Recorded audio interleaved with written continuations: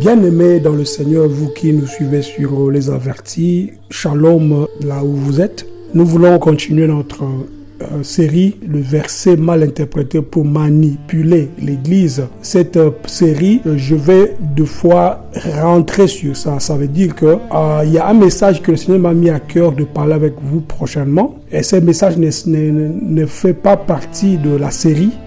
Mais je veux aussi signifier ça, que c'est un message à part. Mais pour aujourd'hui, nous continuons avec les versets mal interprétés pour manipuler l'Église. Le thème d'aujourd'hui, vous le voyez déjà, nous disons « Ne touchez pas à mes ouins ». Ne touchez pas à mes ouins. Que voulait vraiment dire ces passages?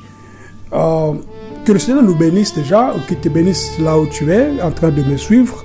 Le Seigneur nous a donné cette mission, les avertis, pour vous avertir, pour vous informer, pour vous prêcher, pour vous exhorter, pour vous former aussi, puisque lorsque tu apprends des choses telles qu'elles sont, spirituellement surtout, cela va t'aider aussi à bien évoluer spirituellement et à grandir dans la maturité. C'est pourquoi je demande ce que l'Esprit de Dieu puisse nous conduire, toi et moi, afin qu'à la fin de cette exhortation, que tu puisses alors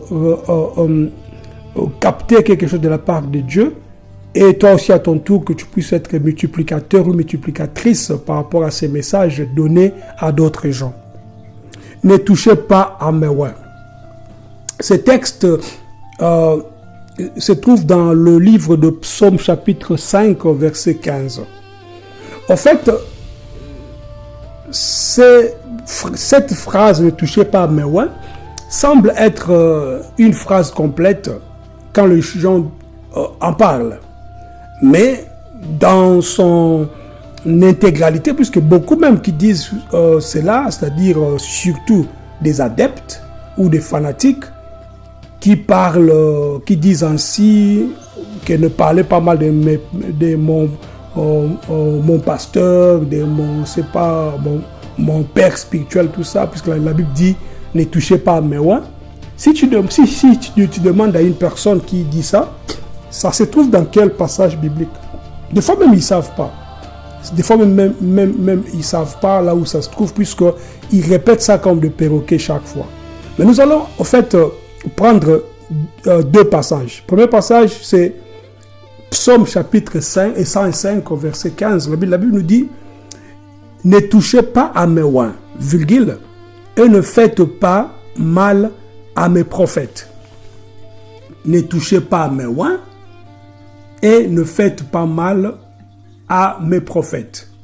Nous allons lire le deuxième passage pour en fait confirmer ce que nous sommes en train de dire aussi, puisque c'est toujours important de prendre 2 ou 3 passages pour comprendre ce qui se passe. Et ces passages de 1 Chronique chapitre 16, verset 22, nous parlent aussi de cela. C'est-à-dire quand je prends le verset 21, mais il ne permit à personne de les opprimer, et il châtia des rois à cause d'eux. 1 Chronique 16, 22, ne touchez pas à mes ouins et ne faites pas de mal à mes prophètes. Ça, c'est vraiment pour enchérir ou bien pour ajouter ou compléter ce qu'on venait de lire dans Psaume 105, verset 15. D'abord, avant de commencer, nous allons d'abord poser des bases. La première base que nous voulons poser, c'est de savoir c'est qui d'abord un ouin. Le mot ouin en hébreu, c'est Mashiach, puisque en hébreu, c'est K, on prononce K. Donc, Mashiach veut dire tout simplement ouin. Mais dans quel sens? Ça peut avoir le sens de ouin, le sens de consacré, le sens de mise à part, le sens parfois de messie, selon le contexte. Un ouin, dans le sens biblique de base, Ce n'est pas d'abord un titre religieux. Il faut faire attention ici. Parce que lorsque vous entendez parler de oint, vous voyez déjà un prédicateur avec son micro sans fil et sa veste italienne, c'est pas sa cravate, tout ça. C'est pas de ces oints-là que nous sommes en train de parler.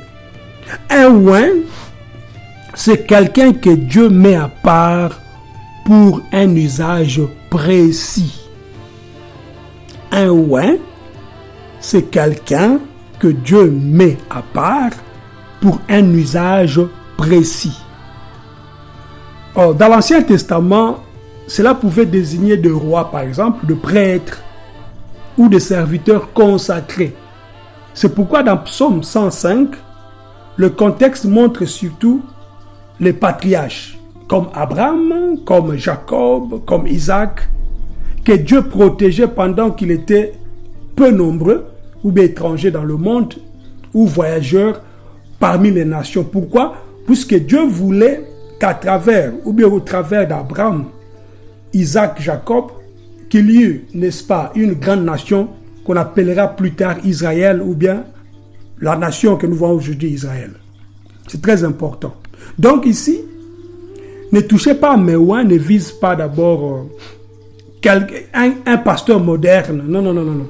Ou bien bishop, apôtre, autoproclamé, mais déjà même, hein, ou bien prophète inattaquable, non, c'est pas ça.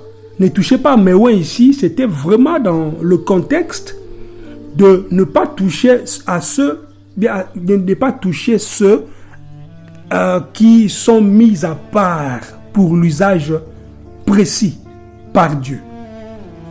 Et c'est très important de comprendre que le texte parle de ce que Dieu portait dans son alliance, qu'il gardait contre l'oppression des rois. Même lorsque ces messages-là venaient pour dire « Ne faites pas de mal à mes prophètes », c'était par rapport aux attaques donc dans son temps. Et nous allons comprendre ceci, que l'idée ici n'est pas simplement ne critiquer jamais, non, c'est pas ça, mais plutôt ne portez pas atteinte ou ne maltraitez pas ou ne frappez pas, n'attaquez pas injustement ce que Dieu protège. C'est-à-dire, nous comprenons ici que lorsqu'une personne porte atteinte, maltraite, frappe, attaque injustement ce que Dieu protège, là tu entres dans ce que le Seigneur avait dit, ne touchez pas mes oints. Donc tu auras alors ta part, tu auras, n'est-ce pas, ta réponse de la part de Dieu. C'est très important. Dans l'Ancienne Alliance, le prophète était considéré comme le porte-parole inspiré de Dieu. Ça n'a rien à voir avec ce que nous voyons aujourd'hui.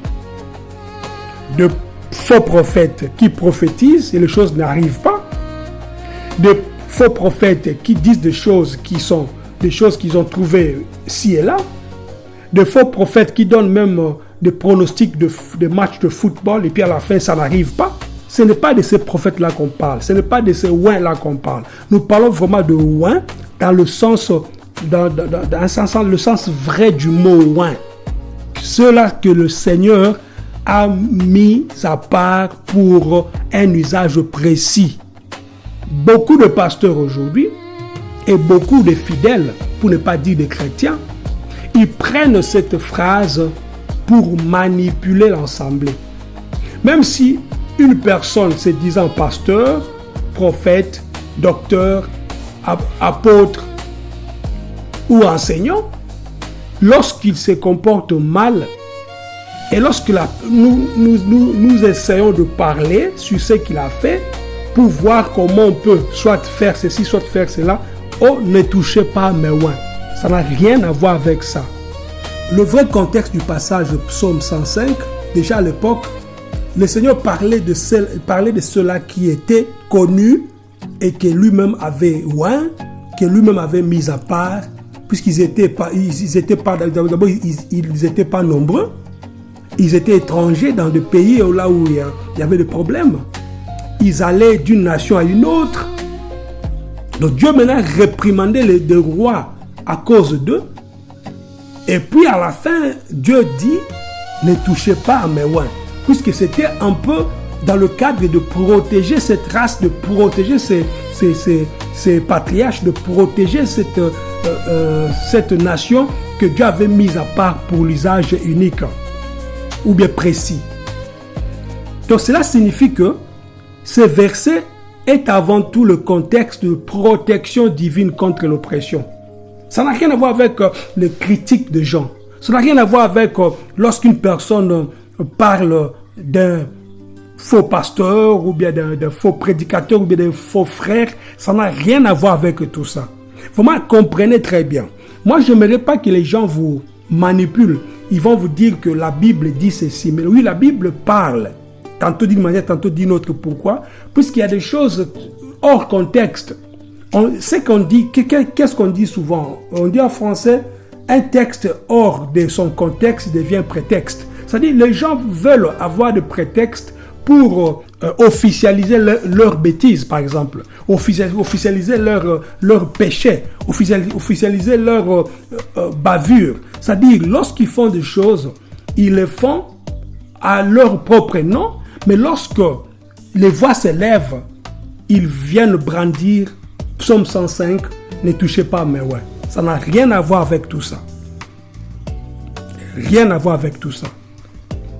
Le sens propre de cette phrase, c'est ne maltraitez pas ce que j'ai choisi dans mon alliance. C'est ça le sens propre de ne touchez pas à mes oins.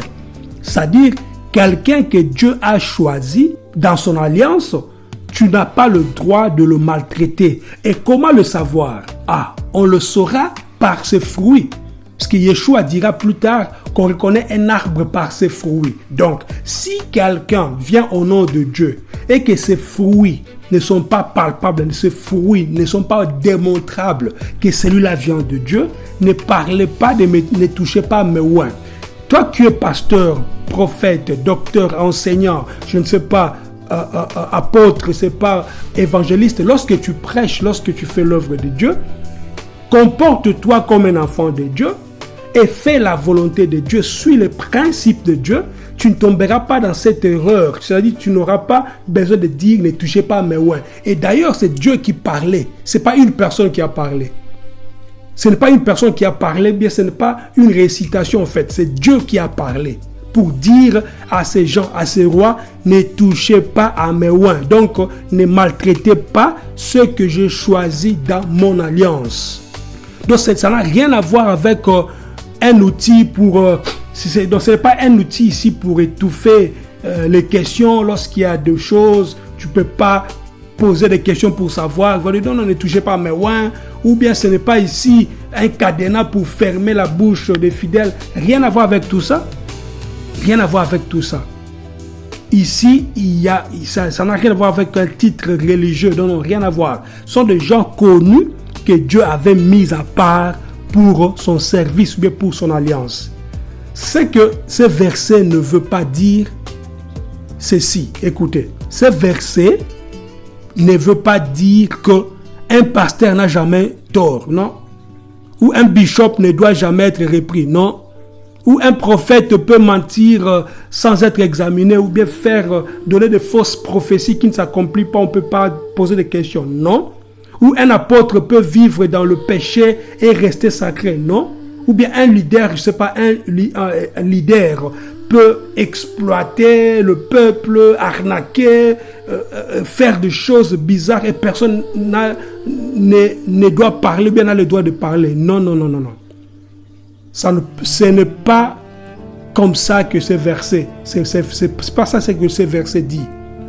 Et ce n'est pas la Bible. Ça, c'est la manipulation spirituelle.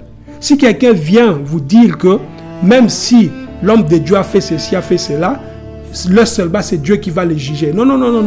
Déjà, ce n'est pas un homme de Dieu déjà. Puisque c'est un autoproclamé. Il s'est autoproclamé homme de Dieu ou bien c'est pas pasteur. Et lorsque vous êtes dans une assemblée et que vous remarquez quelque chose qui ne cloche, mais qui ne marche pas, vous devez ouvrir vos bouches et poser des questions. Ne soyez pas comme de bébés chaque fois. Ne soyez pas manipulables. Ne soyez pas des dupes. Une personne qui a connu la vérité, on ne peut plus venir avec de mensonges et qu'il gobe cela. Non. Si tu as connu la vérité, et cette vérité va te rendre libre. Quand on dit libre ici, on ne dit pas tu peux faire tout ce que tu veux. Non, ça dit tu connais ta liberté et tu connais aussi que ce que tu es en train de dire là, c'est pas pour nuire, mais que ce que tu es en train de poser comme question, c'est pas pour nuire, mais c'est pour voir l'éclaircissement. C'est très important. C'est très important. C'est très important. La Bible dit au contraire, il faut faire quoi? Il faut éprouver les esprits. Car plusieurs faux prophètes sont sortis dans le monde. Et c'est pourquoi on verra même les fidèles de Béré, le Bérien, étaient jugés plus nobles parce qu'ils vérifiaient chaque fois, ou bien chaque jour dans les Écritures, si ce qu'on leur disait était vrai. Même quand c'était Paul qui parlait, ces gens vérifiaient. Même si c'est frère qui parle, tu dois vérifier. Même si c'est le frère Y et X qui parle, tu dois vérifier. Il faut avoir un esprit ouvert. Puisque quand on parle du salut, on dit que le salut est individuel. Ce que je suis en train de faire ici, je suis en train de t'enseigner à reconnaître le salut qui est en toi pour que tu ne puisses pas rater le ciel. Donc le ciel, il faut bien que tu puisses te battre pour ton salut. Donc, si les mensonges entrent, si tu te laisses duper, si tu te laisses amadouer par des phrases ou manipuler, c'est que tu n'as pas encore connu la vérité. C'est ainsi que je viens avec ces messages pour te faire réveiller spirituellement. C'est ça même le réveil. C'est ça même le réveil. Je ne sais pas si vous me suivez, si vous me comprenez. C'est ça vraiment le réveil. Donc, bibliquement, on ne doit ni calomnier légèrement un serviteur, ni idolâtrer un serviteur au point de le rendre intouchable. Non, non, non, il n'y en a pas. Ça n'existe pas. Ça n'existe pas. La vérité marche entre ces deux fossés-là. C'est-à-dire il faudrait chaque fois, même s'il y a un vrai serviteur, comme je dis, Paul parlait, mais les Bériens, ils vérifiaient dans leurs écritures pour voir si ce que Paul disait était vrai. Et puis il y a une petite voix qui vient, qui me pose la question. Alors, peut-on corriger un pasteur ou un prophète ou un apôtre de Dieu? Bien sûr que oui. Bien sûr que oui. Ce qu'il faut savoir, il ne faut pas corriger ces gens dans la chair. Il ne faut pas les corriger dans la diffamation. Il ne faut pas les corriger à la base des rumeurs. Non, non, non. Il faut les corriger selon la Bible. La Bible donne une voie juste ou quelques points. Il dit, la Bible dit, pas d'accusation légère. Pas de chasse aux sorcières aussi, hein? Ça c'est pas aussi bien. Mais il faut avoir des témoins, il faut qu'il y ait vraiment la persistance du péché pour dire que non, ça vraiment c'est trop, on doit corriger cet homme, on doit parler avec cet homme. Donc c'est très important que tu comprennes la parole de Dieu sans être manipulé. Le vrai serviteur n'est pas au-dessus de la parole, mais il est sous la parole. Pourquoi? Parce que la parole c'est Dieu, la parole c'est Yeshua. La Bible dit que c'est lui la tête de l'église. Donc si un surveillant de l'église, ou bien, je ne sais pas, c'est lui qui est berger dans une assemblée quelconque, il devient au-dessus de la parole, c'est que cette église-là n'est pas une église de Dieu. Cette assemblée-là, c'est une assemblée démoniaque. Pourquoi? Puisque la place de Dieu doit être au-dessus de toute personne, en commençant par le pasteur ou le serviteur qui est là. Un homme qui dit ne juge pas, je suis loin, alors qu'il refuse toute la lumière, toute correction, toute vérité, et ne manifeste pas l'esprit de Yeshua, mais l'esprit du contrôle. C'est-à-dire, si un homme vous dit, ne me jugez pas, je suis loin. Mais entre-temps, vous voyez qu'il vit dans le péché, il ne respecte pas la sainte doctrine, il n'a pas la manifestation du Saint-Esprit en lui, il veut réellement contrôler, quitter ces milieux-là. C'est que ce n'est pas un homme de Dieu, c'est un antichrist. C'est que ce n'est pas un homme de Dieu, c'est un faux serviteur. C'est un faux prophète, puisqu'ils sont tellement nombreux. Alors il faut savoir, il y a des caractéristiques aussi de pouvoir un vrai oint de Dieu. Un vrai oint n'est pas reconnu d'abord par le bruit, ou par les titres, ou par des affiches, ou par, je sais pas, des protocoles qui viennent, ou les gardes du corps, ou les papas, ou c'est pas daddy, c'est pas ça le vrai oint. Le ciel n'est pas impressionné par, comme on dit, le branding religieux. Non. Le ciel n'est pas impressionné par ça. Un vrai oint, c'est quelqu'un qui est mis à part par Dieu, pas seulement nommé par des hommes. Non, il est mis à part par Dieu. Un vrai oint est soumis à la vérité.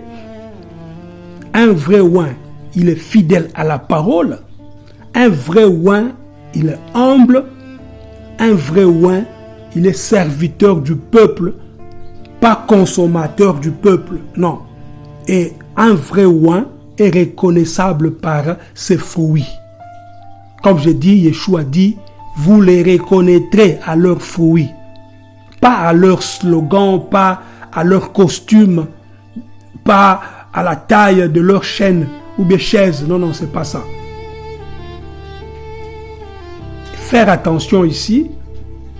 Donc, si quelqu'un vient vous dire encore des choses comme ça, que je suis loin du Seigneur, il faut avoir le respect, taisez-vous, vous n'avez pas le droit. Ça, c'est même pas un oint, puisqu'un oint doit être humble aussi. Il doit marcher dans la vérité. Et si même il trébuche, qu'il reconnaisse que oui, là, j'ai mal fait. C'est très important. Il ne faut pas voir de gens qui disent des prophéties qui ne se réalisent pas, mais vous les suivez toujours. Quand un prophète parle au nom de Yahweh, si la chose n'arrive pas, c'est une parole que Yahweh n'a pas dite. Ne pas peur de lui. Deutéronome 18, 22. Quand un prophète parle au nom de Yahweh, si la chose n'arrive pas, c'est une parole que Yahweh n'a pas dite. Alors n'aie pas peur de lui. Donc le texte ne dit pas excuse-le, il est encore en croissance, ou bien protège sa réputation, ou bien ne l'examine pas, il est ou loin. Non, non, non, rien à voir avec tout ça. Si cela ne s'accomplit pas, la parole ne vient pas de Dieu, et tu ne dois pas te laisser intimider par ce genre de gens. Il y a un qui est au Congo là, qui parle en ouvrant les yeux. Il a dit, par exemple, je ne sais pas quelle année ici, en 2023, je ne me rappelle pas, qu'au Congo, il n'y aura pas des élections. Mais il y a eu des élections. Et puis, il continue l'œuvre, il continue de parler, il continue à faire encore d'autres prophéties. Et puis, vous êtes là en train de le suivre. C'est vraiment bizarre de comprendre ça. C'est-à-dire, là, je comprends maintenant que parmi ces enfants de Dieu, parmi le peuple, il y a les enfants. Les enfants connaissent, ils savent, ils peuvent comprendre ce que je suis en train de dire ici. Mais le peuple, c'est la foule.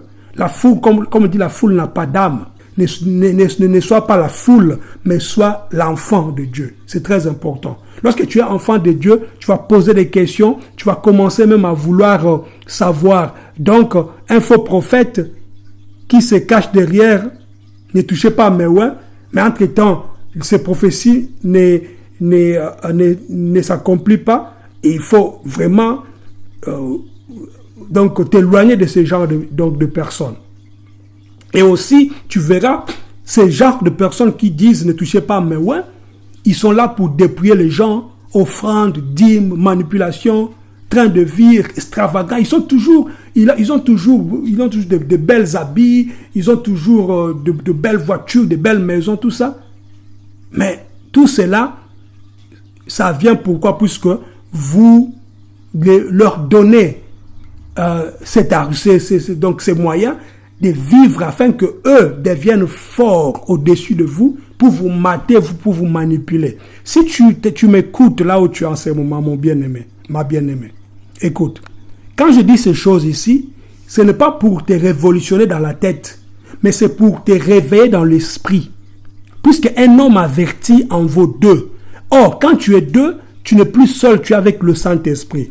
Lorsque tu es avec le Saint-Esprit, ce que je suis en train de dire ici va t'aider à comprendre que là où tu es en train de suivre le message, c'est pas sur Internet, c'est pas dans ta voiture, c'est pas où, sache que le Seigneur ne tient pas compte de ta position, c'est pas puisque oui, je comprends, elle n'a pas encore compris, non. Tu m'écoutes, tu comprends ce que je suis en train de dire, il faut te réveiller spirituellement. Sinon, tu resteras manipulé chaque fois que tu vas continuer à suivre ce genre de personnes.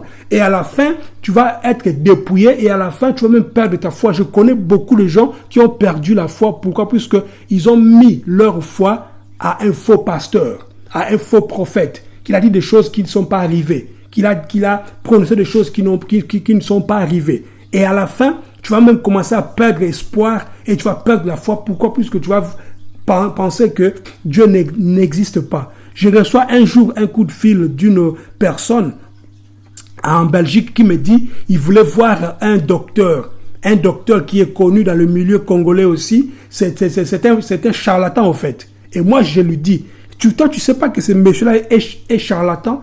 La personne me dit, mais j'ai besoin d'être sauvé, j'ai besoin de voir clair. C'est-à-dire les gens ont tellement eu beaucoup de prophéties dans leur vie, par de faux prophètes bien sûr, et ils n'ont pas vu l'accomplissement de ces prophéties, et ces gens commencent même à rejeter la foi. Pourquoi? Puisqu'ils ne peuvent pas comprendre que Dieu avait parlé, mais pourquoi je ne vois rien? Donc à force d'attendre, ils changent d'avis, pour aller chercher, n'est-ce pas, des miracles rapides. Et ces miracles rapides sont souvent des miracles en échange d'argent, mais ces faux miracles, et d'autres sont vrais, mais des miracles qui proviennent du diable, peuvent aussi, n'est-ce pas, gâcher votre vie, et ce n'est pas bien. Ce n'est pas bien. Ce n'est pas bien. Et ça, il faut savoir aussi que cette histoire-là de oint, dans l'ancienne alliance, oui, on peut comprendre. Mais dans la nouvelle alliance, l'onction appartient à tout le monde qui craint le Seigneur. Écris ça quelque part. L'onction appartient à toute personne qui craint le Seigneur. L'onction n'appartient pas seulement aux grands leaders, aux grands prophètes, non. Et c'est là que beaucoup de manipulateurs perdent leur trône lorsque nous parlons comme ça. Dans l'ancienne alliance, oui, on peut comprendre, Dieu avait mis des gens à part.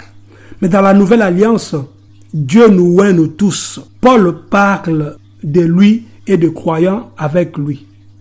Paul parle de lui et des croyants avec lui.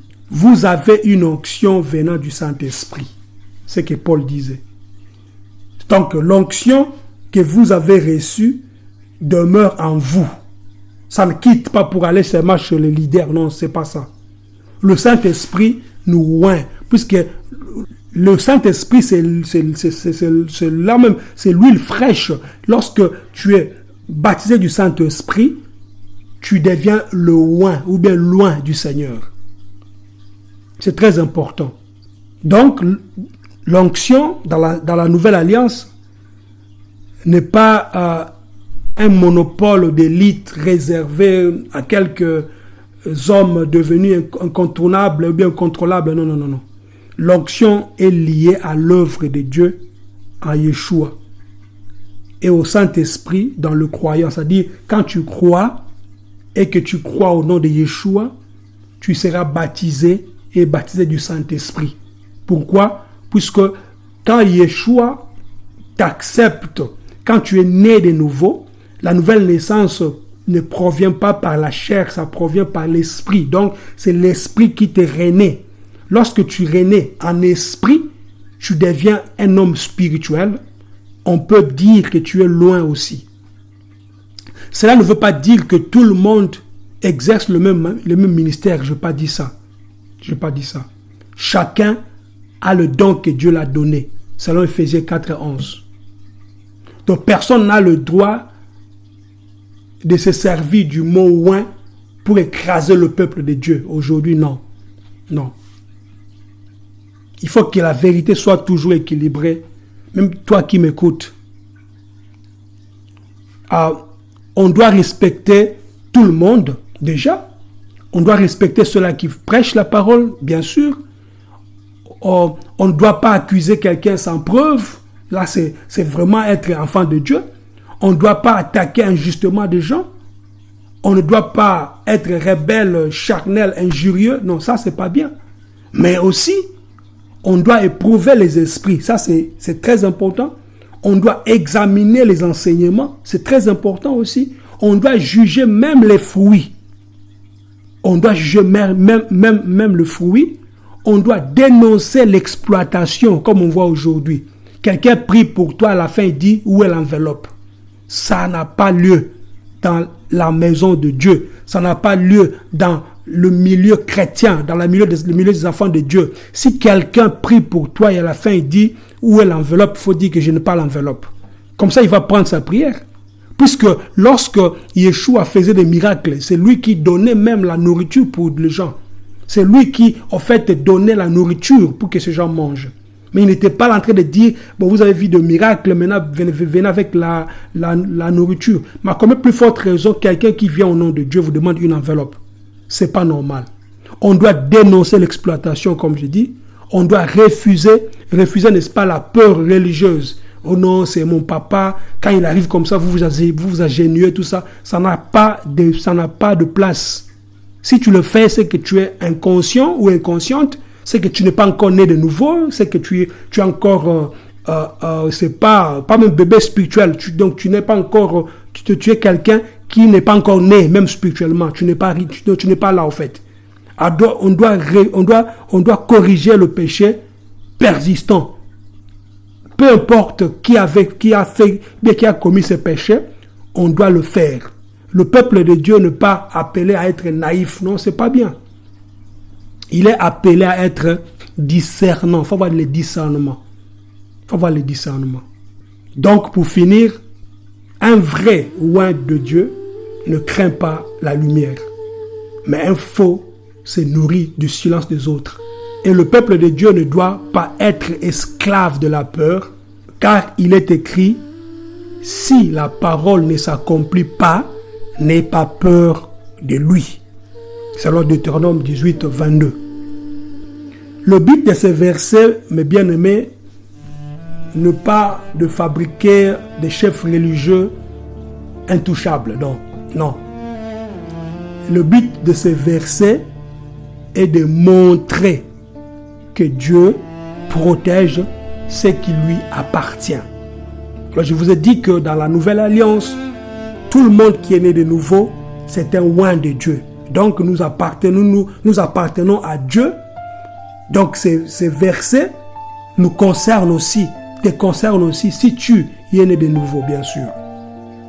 Mais la même Bible qui protège le vrai serviteur, la même Bible aussi démasque le faux prophète, juge le berger cupide, ordonne de tester les esprits et permet la correction des anciens qui persistent dans le péché. Donc, ne touchez pas à mes oins ne signifie pas laisser les faux pasteurs faire ce qu'ils veulent, non. Mais cela signifie ne combattez pas injustement ceux que Dieu a vraiment mis à part. Mais cela ne supprime jamais le discernement, la vérité ou la justice, ni la responsabilité morale. Et ça, mon frère, ma soeur, c'est une énorme différence, une différence qui libère le brebis des cages religieux. Que le Seigneur vous bénisse pour avoir écouté jusqu'à la fin ce message. S'il y a des questions, ne manquez pas, comme d'habitude, écrivez-nous. Nous allons revenir pour vous expliquer par la grâce de Dieu. Mais dans l'entretemps, comme je vous ai dit, prochainement, nous aurons une autre émission, ou bien une autre vidéo qui n'a rien à voir avec la série que nous sommes en train de développer. Comme j'avais dit au début, les versets mal interprétés pour manipuler l'Église, ça reviendra de temps en temps. On ne va pas rester toujours là. Il y aura très prochainement une autre prédication qui n'est pas dans la série, mais qui sera une prédication donc à part. Et lorsque le Seigneur va encore nous donner le temps, nous allons revenir pour continuer avec la série, le verset mal interprété pour manipuler l'Église. Soyez dans la paix du Seigneur. Shalom. Ce n'est pas son visage qui sauve, mais le sacrifice de la croix. Ce n'est pas son visage qui sauve, c'est l'esprit derrière.